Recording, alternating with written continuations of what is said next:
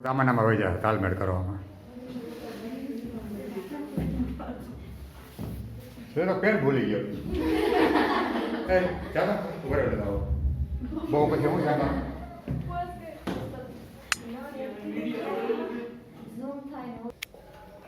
Semi conductor electronics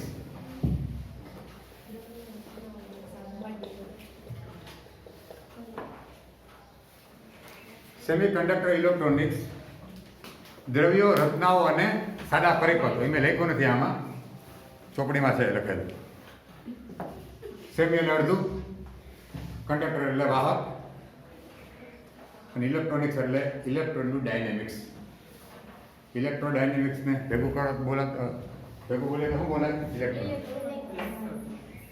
તમને સવાલ થતો હોય છે તો કે તમે બે ગ્રુપના છે બહુ માથા ન પડો એમાં કે ઇલેક્ટ્રિકલ અને ઇલેક્ટ્રોનિક્સમાં શું ફેર હે બે શબ્દ સાંભળે છે ને તમે સાંભળ્યો છે કે આ ઇલેક્ટ્રિકલ એન્જિનિયર છે તો ઇલેક્ટ્રોનિક્સ એન્જિનિયર છે તો કે સવાલ છે તો ઇલેક્ટ્રિકલ અને ઇલેક્ટ્રોનિક્સમાં ફેર શું હે બેમાં વિદ્યુત તો આવે ઇલેક્ટ્રોનિક બધી હોય છે વાહ ફેર એ છે કે જ્યાં ઇલેક્ટ્રિકલ છે અત્યારે જે પાઠ આપણે ભણ્યા એ બધા ઇલેક્ટ્રિકલ ના હતા એ બધા ઇલેક્ટ્રિકલ એમાં ધાતુ હતી સુવાહક હતા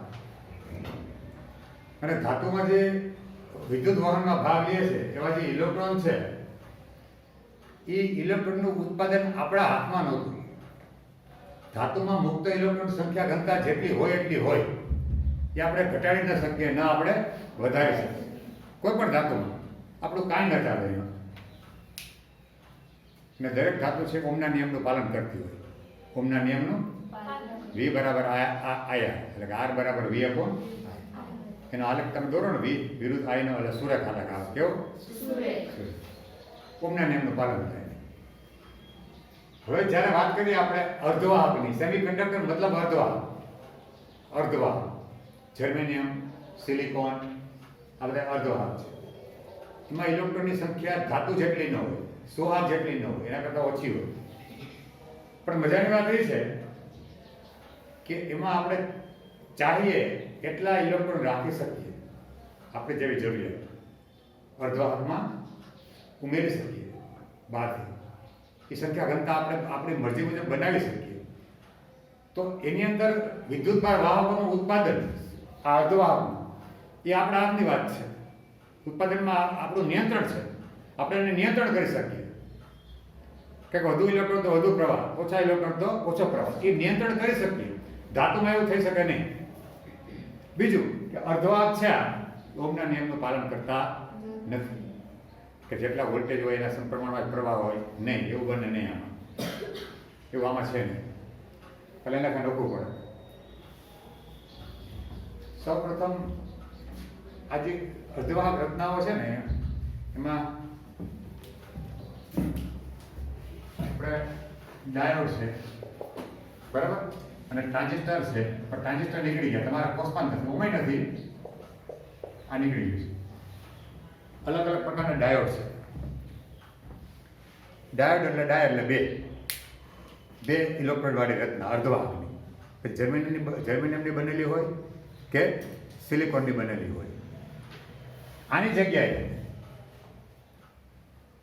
પેલા જમાનામાં જે વપરાતા એ અવડેવડી નળીઓ વપરાતી આ તો અવડાકડા જોઈએ અવડાકડા અત્યારે છે એની જગ્યાએ પહેલાં અવડેવડી નળીઓ વપરાતી નિર્વાત ટ્યુબ કહેતા એને શું કહેતા નિર્વાત ટ્યુબ શૂન્યાવકાશ કરેલી નળીઓ એવી ટ્યુબ લેમ્પ થયા લેમ્પ જેવું એમાં એટલે ફિલામેન્ટ હોય ને ઉપર એક ધાતુની પ્લેટ હોય ફિલામેન્ટ ગરમ થાય એટલે ધાતુની પ્લેટ એટલે કેથોડ તરીકે વર્તે એમાંથી ઇલેક્ટ્રોનનું ઉત્પાદન થાય ઉપર વળી એક પ્લેટ હોય એ બેટરીના ધન છેડા જોડેલી હોય તો એને આકર્ષી લે પછી પ્રવાહ વહે અવાજ જૂના રીતમાં આવું હતું એટલે જે જૂના રેડિયો હતા ને હવે તો કોઈ ઘર ન ભંગારો વહી ગયા હોય થોડા રેડિયો હતા પહેલાં એ ચાલુ કરો તો અમુક સેકન્ડ પછી ચાલુ થાય તપ્યા પછી શરૂ થાય તેમાં વાલ ટ્યુબ હતી લેમ્પ જેવી લાગે અવડે એક તો હોય મોટી પછી એનું આયુષ્ય ટૂંકું ભરોસા પાત્ર હોય નહીં વારે ઘડી કે વાલ ઉડી ગયા આવું એવું થતું અમારે વખતે હતા અમારે પાસે એવો જ રેડિયો હોય એટલે પેલા અને અમારે ભણવામાં એવું જ આવતું અમારે વાલ આવતા ભણવામાં જેને વાલ કહેતા એ ટ્યુબને શું કહેતા? વાલ્વ કહેતા, નિર્વાત ટ્યુબને. પછી નીકળી ગયા. અને 1948માં જે શરૂઆત થઈ ટ્રાન્ઝિસ્ટર યુગની, અર્ધવાહકની શરૂઆત થઈ 1948ની આસપાસ. બેલ કંપનીએ ટ્રાન્ઝિસ્ટર બનાવ્યા હતા. એટલે ઇલેક્ટ્રોનિક્સ યુગમાં ક્રાંતિ આવી, ઇલેક્ટ્રોનિક ઉદ્યોગમાં ક્રાંતિ આવી. જે એવડાવડા વાલ હતા પહેલાં એની જગ્યાએ એવડાકડા થઈ ગયા બધા. સોલિડ સ્ટેટ ડિવાઇસ શું કહે ને? નળીઓ હોય, નળીઓમાં શૂન્યાવકાશ હોય, એની જગ્યાએ એવડાકડા આવી ગયા. એમાં કોઈ શૂન્યાવકાશ નહીં, એકદમ નક્કર હોય. અર્ધવાહક સિલિકોન ટ્રાન્ઝિસ્ટર ને હોય, સિલિકોન જર્મેનિયમ. તો એ વચ્ચે કોઈ માધ્યમમાં શૂન્યાવકાશની માથાકૂટ કરવી નહીં. શૂન્યાવકાશ રાખવો પડતો પહેલાં નળીમાં. ન રાખો તો ઇલેક્ટ્રોન ગતિ કરે તો હવાના હારે ભટકાય તો હવાનું આયનીકરણ કરે તો અંદર ઉર્જા વેડફાઈ જાય. બહુ તકલીફવાળું કામ હતું. એને પહેલાં કાંઈ નહીં, વચ્ચે કોઈ શૂન્યાવકાશ જ ન હોય. જે અર્ધવાહક જે માધ્યમ ન બન્યો હોય એની અંદર જ ઇલેક્ટ્રોન હાલતા હોય, કોઈ શૂન્યાવકાશની જરૂર નહીં. તો 1948ની શરૂઆત થઈ અને ધીરે ધીરે ક્રાંતિ આવી ઇલેક્ટ્રોનિક ઉદ્યોગમાં. અને બધા રચનાઓ નાની બનાવવા માંડી. બધી એની જે આપણી સાધનો છે ને એ નાના બનાવવા માંડ્યા. પહેલાં તો એક કોમ્પ્યુટર હાવ ભૂખેલ જેવું કોમ્પ્યુટર હોય, જેની કોઈ ઝડપ ન હોય. ચાલુ કરો કંઈ કંઈ માંડ માંડ તમે બધું સરવાળા કર્યા કંઈ થોડા ઘણા બધી લોજિકલ રૂમ જેવડા હતા. કેવડા? આ રૂમ જેવડા હોય ને કાંઈ એને બધી ચાલુ કરવામાં કેટલા બધા જોઈએ. વાંચમાં ચાપ આપણે આમ ચાપ દબાવીને એવું નહીં, એટલે ખાલી એક ક્લિક કરવામાં કેટલું કરવું પડે એમાં. તે તો બધું ઓપરેશન થાય. ઘરની દુનિયા બની ઉત્પન્ન થાય. કાંઈ પેલી વાલ ટ્યુબ હોય અવડી અવડી કેટલી બધી. તો પહેલાં એવા કોમ્પ્યુટર હતા જેને કારણે કદ વધતું, ઉષ્મા બહુ થતી, એને ઠંડા રાખવા પડે. એની જગ્યાએ આ ટ્રાન્ઝિસ્ટરને એવા આવી ગયા, અર્ધવાહક રચનાઓ એકદમ નાના થઈ ગયા. અને પછી તો હજી નાના થઈ ગયા. હવે તો આઈસી જ બનાવવા માંડી ને, એનાથી પણ નાના. ખાલી એક સિલિકોન કે જર્મેનિયમની ચિપ્સ હોય એમાં ટ્રાન્ઝિસ્ટર કોતરી લઈએ, ત્યારે કોતરી લઈએ, બધું કોતરી લઈએ. એટલે હજારો લાખો ટ્રાન્ઝિસ્ટર એક નાની ચિપમાં આવી ગયા, જેનાથી બેના માઇક્રો પ્રોસેસર, ઇન્ટિગ્રેટેડ સર્કિટ. આ તમારે જો ને મેમરી કાર્ડ છે શું છે? સોલિડ સ્ટેટ ડિવાઇસ છે, અર્ધવાહક રચના જ છે. મેમરી કાર્ડ અવડું છે ને, તો કેટલી અંદર છે એની મેમરી છે? હજાર લાખો સંખ્યામાં એમાં એની અંદર ટ્રાન્ઝિસ્ટર છે કોતરેલા. પેલાની યુગમાં જો એવું બનાવવા જવું પડે તો કાંઈક મેં જોયું હતું, કાંઈક 5 MB ની એક હાર્ડ ડિસ્ક હતી. તે કંઈક ટેમ્પામાંથી કે ઉતાર્યું પડી ગયા. હા, તમે ઇતિહાસ જોવો ને, 5 MB ની હાર્ડ ડિસ્ક લઈ જવા ટેમ્પા નાખવી પડે, લઈ જાય કે પછી 5 MB. ટૂંકમાં આટલી તકલીફ હતી એમ. અત્યારે આપણે બધું એવું લાગે, આપણે જ્યાંથી યાત્રા કરીને આવ્યા ને, યાત્રા પાછળ જોયું તો માણસોને આમ કે કેમ ધીરે ધીરે એમાં ધ્યાન દઈને આ બધું કર્યું. હવે આની અંદર લાખો, એક અવડે અંદર લાખો ટ્રાન્ઝિસ્ટર મૂકી દે, ખરેખર કમાલ છે. આવડે હાલે કોતરી નાખે લાખો ટ્રાન્ઝિસ્ટર, અને પર બધી ગણતરી આમથી આમથી આમથી આમ. આવડા કાર્ડની અંદર એટલી મેમરી હે, નકર આપણે આલ્બમ બનાવી ઊંધા વળી જાય તો એટલા ફોટા ના અમારે ઘર ભરાઈ જાય તો આલ્બમ નથી તોય ના અમારે એટલા ફોટા આપણે મેમરીમાં સચવાઈ જાય, જોવાનું ભૂલી જાય એટલા બધા ફોટા હોય. કા કઈ પાડો ન હોય, પાછળ ડિલીટ તો કરીએ નહીં, ગમે તે જોવા થાય ભલે ફૂલ થઈ જાય મેમરી તો ક્યાંક ક્યાંક હાથવી લે, ક્યાંક બીજામાં લઈ લે, વળી ક્યાંક બીજામાં લઈ લે, ભરાતું જાય બધું દુનિયાભરના. પાછા એવું થોડું છે કે ફોટો લીધો એ ડાયરેક્ટ મન હાવ છૂટ થઈ ગઈ ને, આ હું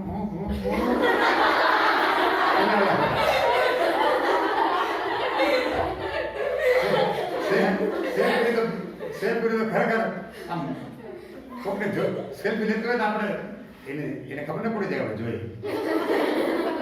હવે સાઈડમાં જો સેલ્ફીમાં એ સેલ્ફી લેતા હોય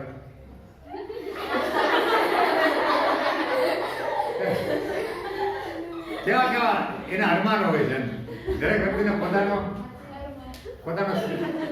શરીર વ્યવસ્થિત આવે, ગમે વ્યક્તિ હોય કેવા એના એ ભાઈ પૂરા કર્યા કોને કર્યા? ઇલેક્ટ્રોનિક્સ છે. નકર હું તમે સેલ્ફી લે ઓલા કેમેરા વાળી હોતો હે કોને આભારી છે? આ અર્ધવાહક રચનાઓ. એને કારણે બધી નાનું બહેનું સાહેબ નાની બહેનની કિંમતો ઘટી, આપણે પોસાય એવું થઈ ગયું. કેમેરા તો બધું આ મોબાઈલમાં ભેગું બધું આવી ગયું અને સૌથી ક્રાંતિકારી કોઈ રચના હોય તો સ્માર્ટફોન છે, જેને યુગ પલટી નાખ્યો. આનાથી કેટલા બધા ઉદ્યોગને રિપ્લેસ થઈ ગયા અથવા એને ટ્રાન્ઝેક્શન આવ્યું. ફોટાવાળા, કેમેરાવાળા જે હતા, સ્ટુડિયોવાળા, પછી રેડિયોવાળા,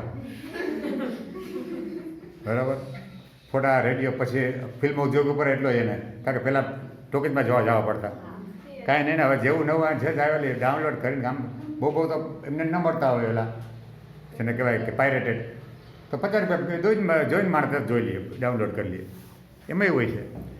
તો ઘણા બધા ઉદ્યોગને, ઘડિયાળ ઉદ્યોગને, ઘડિયાળ છે એમાં આલારામ છે, ઉઠાડી દઈએ, બધું આવી ગયું. બોલો હવે એમાં એને કેટલા ઉદ્યોગને રિપ્લેસ કર્યા છે. બહુ સારી વાત છે, ઉપયોગ થાય તો. પણ એ બધા આના આભારી છે, અર્ધવાહક રત્નાઓ. એટલે આના પાયામાં આ લોકોએ ઘણી મહેનત કરી રાતની લેબોરેટરીમાં. આપણે ત્યાં કે આ બધું એને કેમ મગજમાં પૂજ્યું હોય છે, તમે જ્યારે જોઈએ ને આપણે એને મગજમાં કેમ પૂજ્યું છે કે આમાં આ નાખીએ ને તે નાખીએ ને આમ થાય ને તે થાય. કુદરતી છે એવું બધા એવું છે, એવું ને કે આમાં જ છે.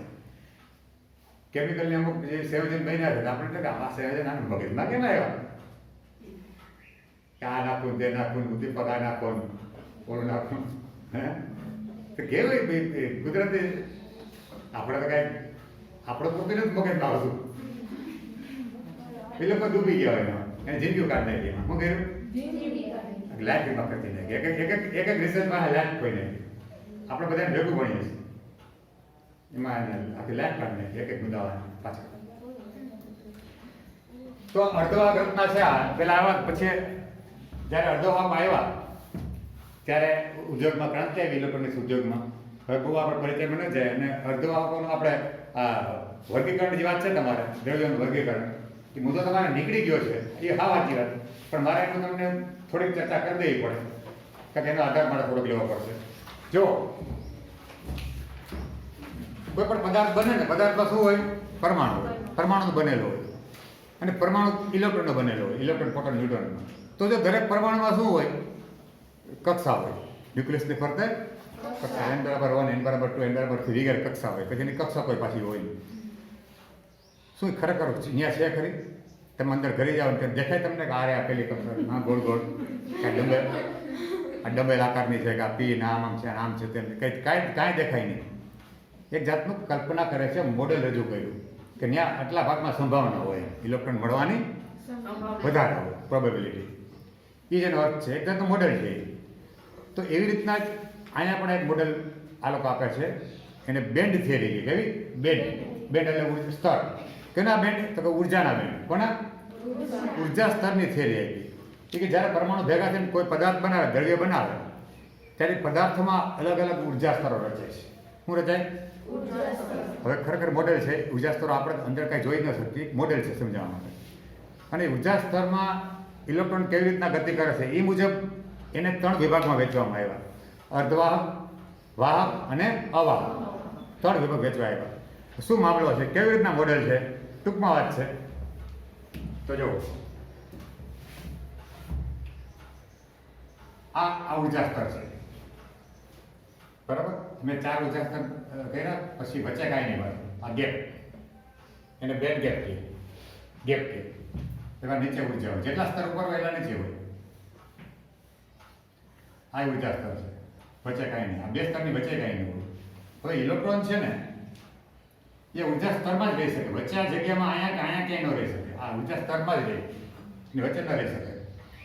હવે આ જે ઉપલું ઉર્જા સ્તર છે ને એને કહેવાય છે વાહક સ્તર, એટલે કે કંડક્શન. વાહકને અંગ્રેજીમાં કંડક્શન કહે. કંડક્શન બેન્ડ કહેવાય. કંડક્શન બેન્ડ એટલે ઉર્જા સ્તર, બરાબર. અને આ જે નીચલા જે સ્તર છે ને એને વેલેન્સ બેન્ડ કહે. હવે નામ સાંભળીને ગભરાઈ આવું નથી, એવું ને આપણે બહુ નહીં આવે ખ્યાલ. એવું વેલેન્સ ને કંડક્શન બેન્ડ આ ખાલી શરૂઆતમાં સમજૂતી માટે છે, ખાલી માત્ર. વચ્ચે કાંઈ નથી ઉર્જા સ્તર. આ ગેપ છે એને બેન્ડ ગેપ કહે. શું કહે? એનર્જી ગેપ પણ કહેવાય, ઈઝી. એને એનર્જી ગેપ કહે. આ વેલેન્સ બેન્ડનું ઉપલું સ્તર અને કન્ડક્શન બેન્ડનો સૌથી નીચલું છે. વચ્ચેની જગ્યા છે એને શું કહે? Band gap. ગેપ કહે. મતલબ અને 0 કેલ્વિન તાપમાન. કેવું? 0 કેલ્વિન. 0 કેલ્વિન હોય તો બધા જ ઇલેક્ટ્રોન છે એના વેલેન્સ બેન્ડમાં હોય. દરેક સ્તરમાં બે એવી રીતના આ ઇલેક્ટ્રોન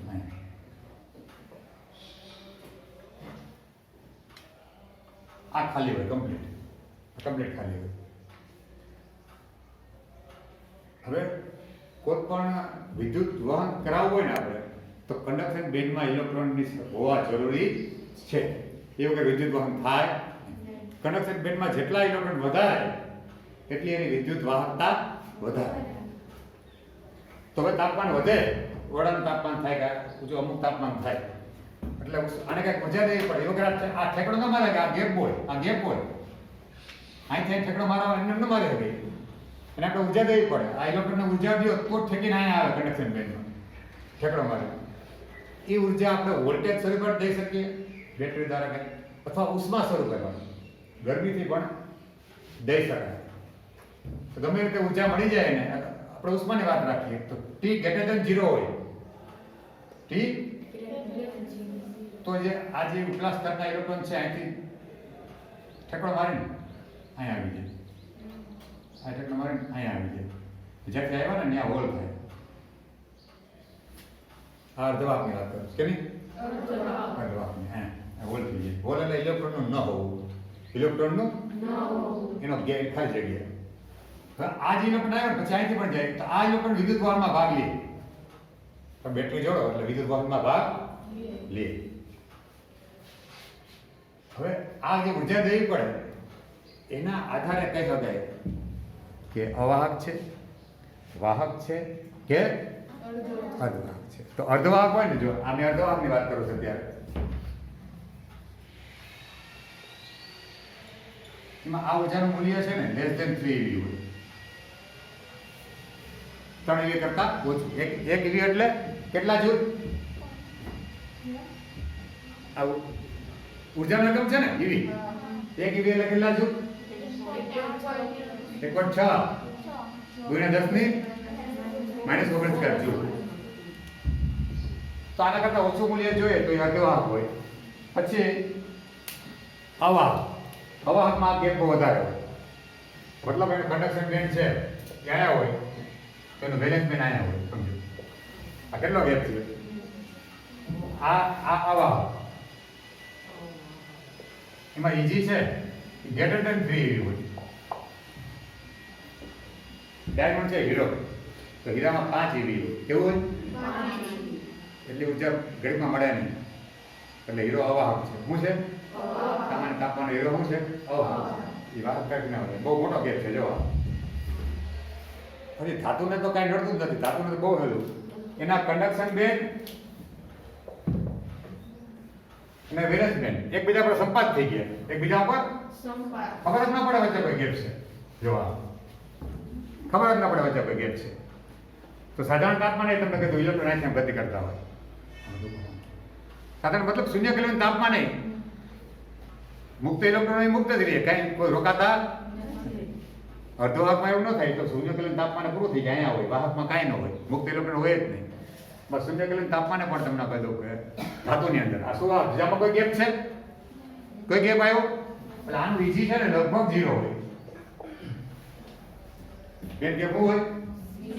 લગભગ 0. આપણે શું આવે છે? ધાતુઓ બધી આમાં આવે. અર્ધવાહકમાં હવે આપણે ભણવાના છે જર્મેનિયમ, સિલિકોન વગેરે. પછી ફોસ્ફરસ છે ને, એન્ટીમની છે, બિસ્મથ છે. તો મેનલી આપણે જે સ્ફટિક બને ને આ સ્ફટિકમાં બધું કામ કરવાનું જર્મેનિયમ અથવા તો સિલિકોનમાં.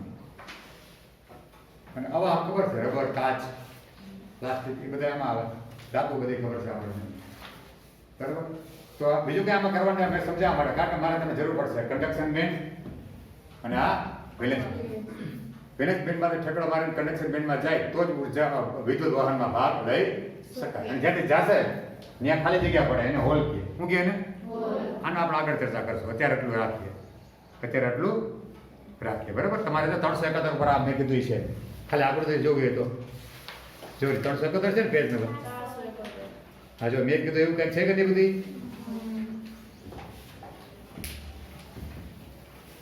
સાહેબ વાત નથી હો, કાઢે ટાઈડ આવી અત્યારે વધારે આવી કે નહીં? હે ના ના આને કીધું તે ટાઈડ લીધું હતી કંઈક થાય છે એવું મેં તમને કહું કર્યો છે. હવા નીકળતી ટાઈડ નથી હોતી હજી. નહીં નહીં એ છે ને ધીરે ધીરે એ હિમાલયમાંથી નીકળે ને ત્યાં પુખ્તા વાર લાગે છે એ પવન. તમે જો ઘણી વાર થાય છે એવું, સવારે ઠંડી ન હોય અચાનક નવ મેં એવો અનુભવ આપણે તો હવા ભાઈ ગઈ 9 થાય ને ત્યારે ક્યાંથી ઠંડી આવી ગઈ. એ જે વેવ આવે ને કોલ્ડ વેવ એની એ જ એક જાતનો વેવ છે. ઘડીક પર ઠંડી વધે ગરમી ઘટે, ઘડીક ગરમી વધે ઠંડી ઘટે, એમ કરતા કરતા કરતા વેવ ધીરે ધીરે ગરમીના વેવ આગળ જતા જાય, ઉનાળો આવતો જાય, ઠંડીના પાછળ ધકેલા થતા જાય.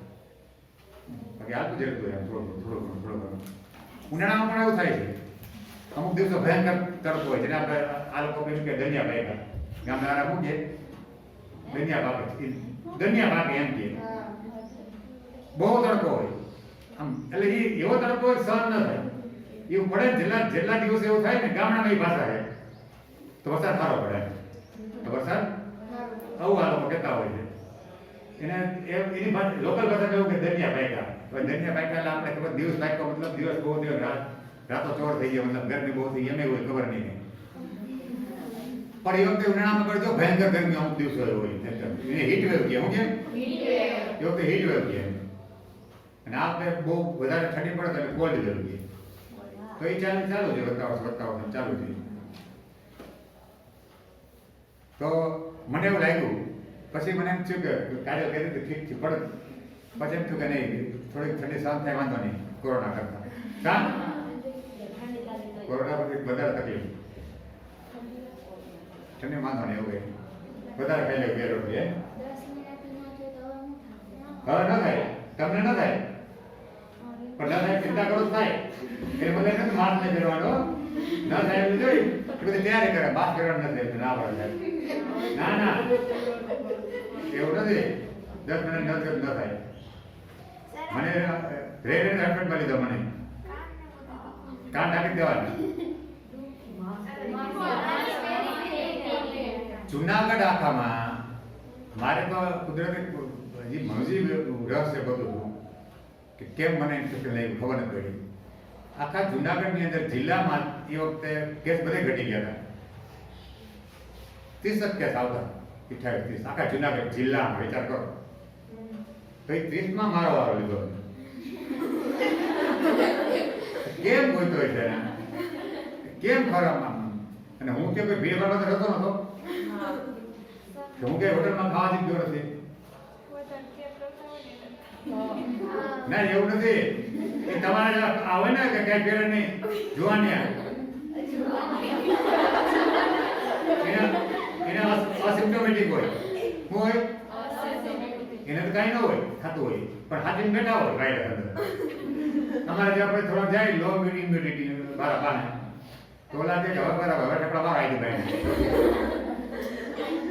એટલે અમારા પછી વિકાસ કરે.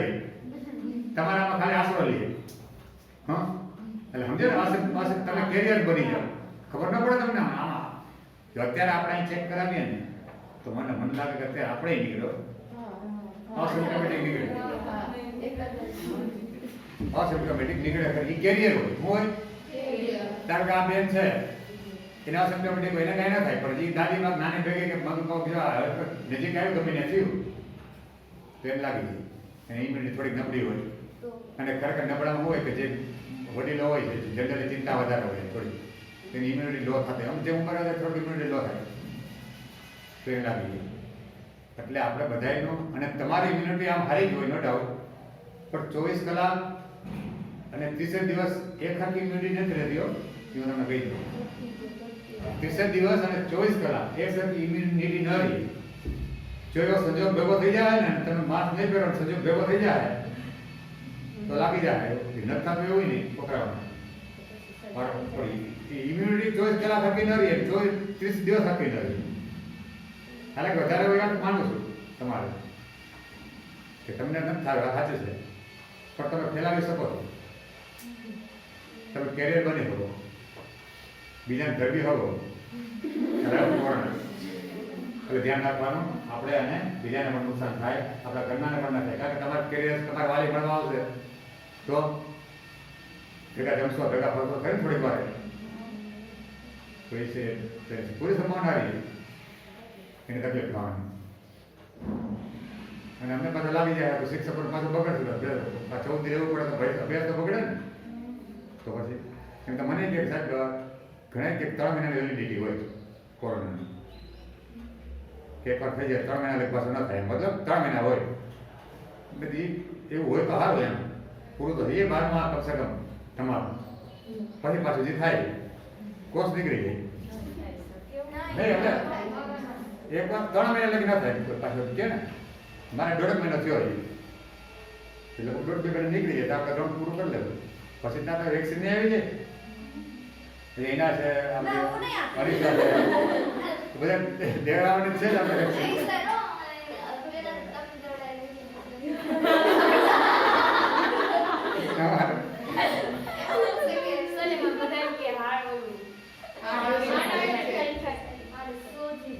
કેટલાક લાખોની દીદી હોય એમાંથી અમુક ટકાને કંઈક થાય તો સાદું કોઈ પણ ગોળી ખાઓ તમે તો પોલિયો